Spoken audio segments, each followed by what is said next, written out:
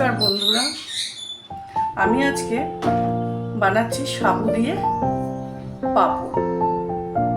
এই সাবুটা আমি এখন এই একটা বোল নিয়েছি, এই হাফ বাটির থেকে একটু বেশি আছে। সাবুটা আমি এর মধ্যে দিয়ে দিলাম। সাবু সামনেই তো রথ চলে আসলো, আমরা সবাই খুব পছন্দ করি রথেতে পাঁপড় ভাজা খেতে। তো সেই পাঁপড়টা নিজে ঘরে হাতে বানিয়ে নিচ্ছি, তাই সেটাই তোমাদের সাথে একটু শেয়ার করছি। তো এইবার আমি সাবুটাকে জল দিয়ে ভিজিয়ে রাখছি, ভিজিয়ে রেখে ফেরত আসছি। এবার বন্ধুরা, আমি সাবুটাকে ভালো করে ধুয়ে পরিষ্কার করে নিয়ে রেখেছি, ভিজিয়ে রাখবো ঘন্টা 2-3 ঘন্টার জন্য। এইবার এটা একটা প্লেট দিয়ে চাপা দিয়ে দেবো, 2-3 ঘন্টা ভিজবে। 2-3 ঘন্টা ভেজার পরে আমি ফেরত আসছি। বন্ধুরা, 2-3 ঘন্টা হয়ে গেছে। এবার আমি ভেজানো সাবুটাকে তোমাদের দেখিয়ে দিচ্ছি। এই যে আমার সাবুটা ভিজে এই অবস্থা হয়েছে। এবার আমি এটাকে এখন গ্যাসে বসিয়ে দেব। আমি গ্যাসটা জ্বালিয়ে দিচ্ছি, গ্যাসটা জ্বালিয়ে দিলাম, সাবুটাকে ফুটতে দেব।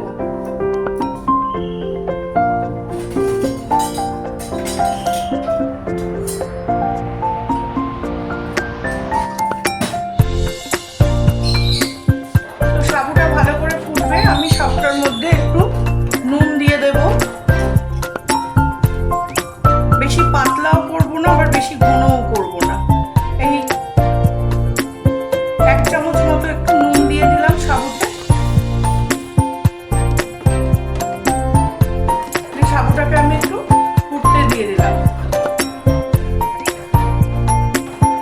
আর এর মধ্যে দেবো একটু চিলি ফ্লেক্স।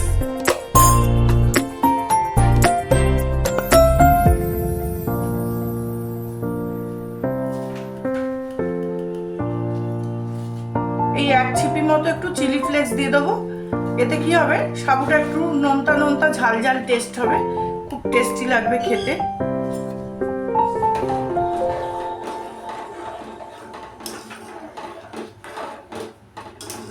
তো সাবুটা ফুটেনি, সেদ্ধ হোক, আমি আবার দেখাচ্ছি তোমাদের।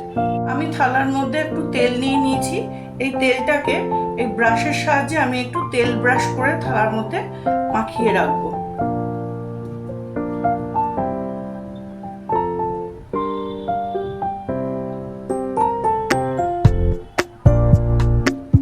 এইভাবে আমি তেলটা ব্রাশ করে থালাতে মাখিয়ে রাখলাম।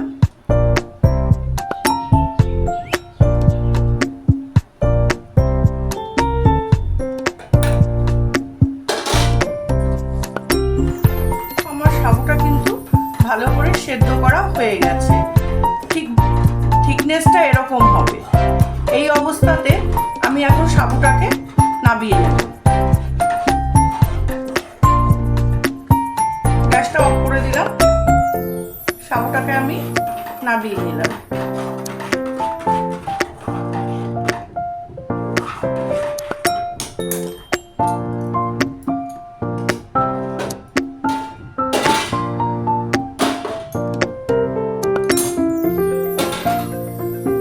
বন্ধুরা দেখো, আমি যে থালাটায় তেল মাখিয়ে নিয়েছিলাম, এবার আমি কি করছি দেখো, আমি এরকম সাইজের কটা চুড়ি নিয়েছি। আমি চুড়িগুলো এরকম থালার উপর সাজিয়ে দেব। বিভিন্ন ধরনের চুড়ি আমার এখানে, তো আমি তাই নিয়েছি।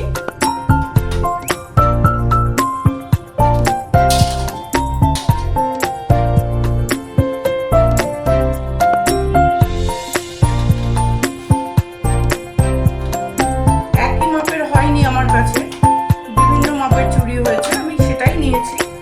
আমি এরকম সাজিয়ে নিলাম চুড়িগুলোকে, যাতে এই সাবুটা বসাবো যখন, তখন যেন কোনো রকম গড়িয়ে এদিক ওদিক না যায়।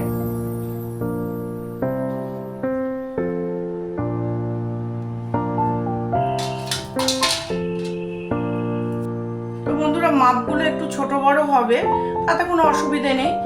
তো এটা তো ঘরেই তৈরি করে খাবো, তো সেই জন্য অসুবিধে হবে না সেরকম একটা। তো এবার আমি কি করব, এই চামচটার সাহায্যে আমি সাবুর দানাগুলো সেদ্ধটা এর মধ্যে দিয়ে দেব।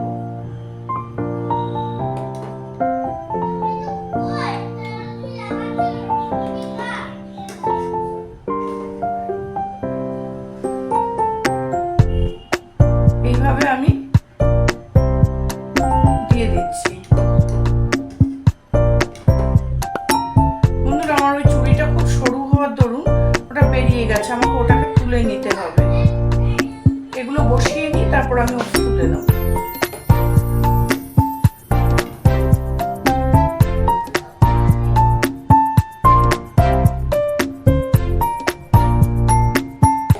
এইভাবে আমি সবগুলো সাজিয়ে নিয়ে দেখাচ্ছি।